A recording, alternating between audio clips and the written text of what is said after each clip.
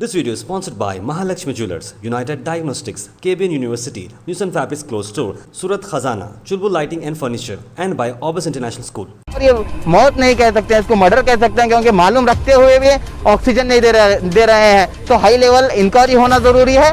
BJP जिस तरीके से पूरी तरीके से फ्लॉप हो चुकी है, यहाँ के कांग्रेस के एमएलए उनके स्पोक पर्सन का काम कर रहे हैं। कहीं पर भी हमें ऑक्सीजन की कमी नहीं होना चाहिए, क्योंकि पेशेंट बढ़ रहे हैं। आज 1400 पेशेंट हो गए हैं हमारे पास क्या है, कोई हॉस्पिटल में बेड नहीं मिल रहा। 400 बेड है, 200 बेड है, 20 हॉस्पिटल में 50% गरीब लोगों के लिए इलाज हो रहा है।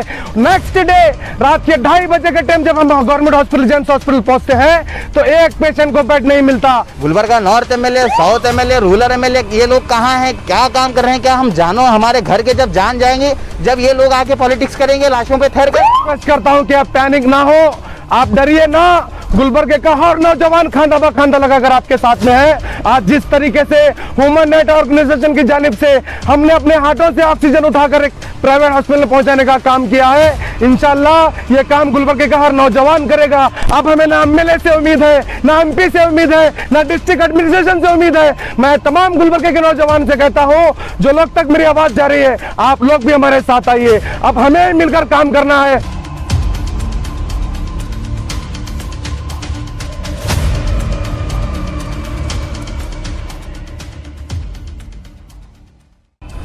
आज अचानक से एक सोशल मीडिया पे एक न्यूज़ आई कि केबीएन हॉस्पिटल में ऑक्सीजन पूरा ख़त्म हो गया, जिसकी वजह से 1-2 डेथ हुई बोल के ऐसा हमें इन्फॉर्मेशन मिली। तो हम सडन हमारे जो ग्रुप ग्राउंड लेवल पे काम कर रहे हैं ऑक्सीजन के लिए, हम उन्हें एक दूसरे को कांटेक्ट करके आरसी सर को कांटेक्ट करें। आरसी सर को हम इमीडिएट ये बोले कि ऐसा केबीएन में एक डेथ हुई है ऑक्सीजन ना रहने की वजह से। तो आरसी साहब से हमारे को ये बेनिफिट हुआ आरसी साहब से बात करने के, इमीडिएट आप लोग कोई तो भी डीसी ऑफिस जाए, डीसी ऑफिस पर वहाँ पर 10 ऑक्सीजन सिलेंडर्स रेडी है, आप वो लेके जाकर केबीएन हॉस्पिटल में दीजिए। तो उसी समय हमारे जो जेस्कॉम के एमडी है राहुल पांडे साहब, उनसे बात हुई। उन्होंने भी इसमें हमारे को आगे बढ़ के ये हेल्प किया कि डीसी ऑफिस जाए, डीसी ऑफिस से आप लोग 10 सिलेंडर लेकर पहले जो काम है वो काम शुरू करें। तो हम इमीडिएट हमारी टीम डीसी ऑफिस गई, वहाँ से हम खुद वहाँ से गाड़ी पे हम खुद ही सिलेंडर्स उठाकर इमीडिएट डालकर फिर इधर केबीएन हॉस्पिटल लाए। लेकिन सवाल ये है कि यहाँ पर पिछले 3-4 दिन से प्रॉब्लम चल रही है। केबीएन हॉस्पिटल को रायचूर से डेली 60 सिलेंडर्स ऑक्सीजन आता है, लेकिन वहाँ का जो डीसी है वो उन हमारे डिस्ट्रिक्ट को ऑक्सीजन देने से मना कर दिया। उसकी वजह से केबीएन हॉस्पिटल में ऑक्सीजन नहीं मिला। केबीएन हॉस्पिटल का जो स्टाफ है, एडमिनिस्ट्रेशन है, हमारे डिस्ट्रिक्ट एडमिनिस्ट्रेशन को पिछले 3-4 दिन से लगातार ये कंप्लेंट कर रहा है कि हमारे पास ऑक्सीजन खत्म है, हमारे पास ऑक्सीजन खत्म हो रहा है, हमारी हेल्प करो। लेकिन डिस्ट्रिक्ट एडमिनिस्ट्रेशन कोई काम नहीं की। आज हमारे को ऐसा हुआ कि 4 जान हमारी जाने के बाद डिस्ट्रिक्ट एडमिनिस्ट्रेशन नींद से जागी। नींद से जाकर इमीडिएट फिर 10 सिलेंडर की व्यवस्था करके 10 सिलेंडर दिए। फिर हमारे को जो हमारे एडीसी हैं उन्होंने कॉल किया, मुझे कॉल करके ये कहा कि आप फिर यहाँ से फिर दो प्लांट्स के नाम दिए हैं ना, दोनों प्लांट पर जाकर 10-10 सिलेंडर लाओ। फिर मैं इमीडिएट प्लांट को गया, प्लांट से 10 सिलेंडर लाए हैं। फिर और एक प्लांट को जाना है, अभी वहाँ पर भी 10 सिलेंडर रखे हैं, वो भी लेकर आकर हमें देना है। लेकिन मैं सवाल ये करना चाह रहा हूँ कि जब हॉस्पिटल की तरफ से डिस्ट्रिक्ट एडमिनिस्ट्रेशन को ये कहा जा रहा है कि ऑक्सीजन हमारे पास नहीं है, हमारे को ज़रूरत पड़ सकती है, आप हमारी हेल्प करो बोले, तो डिस्ट्रिक्ट एडमिनिस्ट्रेशन सो रही थी क्या? और हमारे elected representative district incharge minister, जो हमारे डिस्ट्रिक्ट इंचार्ज मिनिस्टर हैं, कहाँ हैं? हम कभी देखे नहीं। पिछले साल जो गुलबर्गा आए थे उसके बाद उनकी कोई गुलबर्गा में मीटिंग नहीं हुई।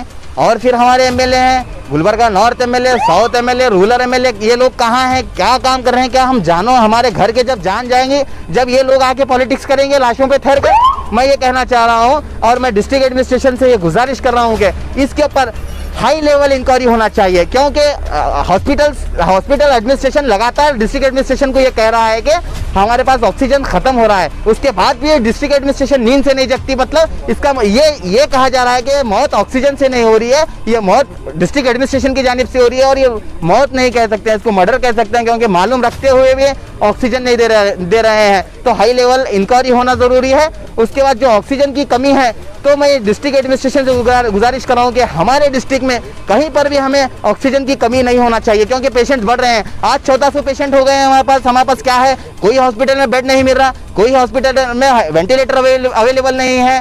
तो डिस्ट्रिक्ट एडमिनिस्ट्रेशन एक व्हाइट पेपर के थ्रू लोगों में भी नहीं आ रही है कि क्या अवेलेबल है, क्या अवेलेबल नहीं है। तो मैं गुजारिश कर रहा हूँ कि डिस्ट्रिक्ट एडमिनिस्ट्रेशन से रोज़ press conference, DC district DC हमारे जो डिप्टी कमिश्नर मैडम है, उन्हें रोज़ प्रेस कॉन्फ्रेंस करना चाहिए। प्रेस कॉन्फ्रेंस करके उन्हें ये बताना चाहिए कि यहाँ इतने बेड हैं, यहाँ 50% में ये लोगों को काम हो रहा है, यहाँ 50% में ये लोग काम कर रहे हैं, यहाँ इतने पेशेंट्स को क्योर करके हॉस्पिटल से भेजा जा रहा है। तो रोज़ डिस्ट्रिक्ट एडमिनिस्ट्रेशन की जानिब से प्रेस कॉन्फ्रेंस होते हुए ये सब चीज़ों के खुलासा होना चाहिए। अल्लाह रब्बुल इज़्ज़त जब हमसे नाराज़ होते हैं तो बखीलों के हाथ में पैसा और एक जुल्म करने वाला हुक्मरान हमारे ऊपर नाजिल कर देते हैं। जैसे कि इंडिया के अंदर नाहिल हमारा पीएम, इस स्टेट के अंदर नाहिल हमारा सीएम, और गुलबर्गा डिस्ट्रिक्ट के अंदर नाहिल डिस्ट्रिक्ट इंचार्ज मिनिस्टर, नाहिल यहाँ का गुलबर्गा डिस्ट्रिक्ट का एमपी, नाहिल से भी बदतर हमारे गुलबर्गा नॉर्थ की एमएलए साहिबा। ये लोग टोटली लोगों की हेल्प करने के लिए एडमिनिस्ट्रेशन टोटली फ्लॉप हो चुका है।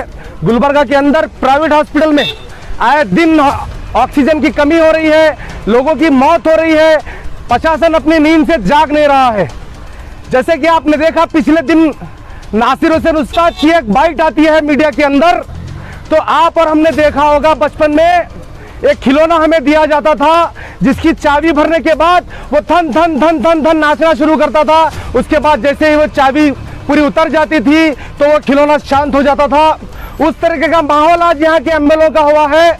नासिर हुसैन उस्ताद आकर एक बाइट देने के बाद इनमें चाबी भरी जाती है, ये और इनके चेले चपाटे थई थई थई थई नाचना चालू करते हैं, और जैसे ही वो चाबी खत्म हो जाती है ये फिर बेंगलुरु राइट हो जाते हैं, गुल हो जाते हैं।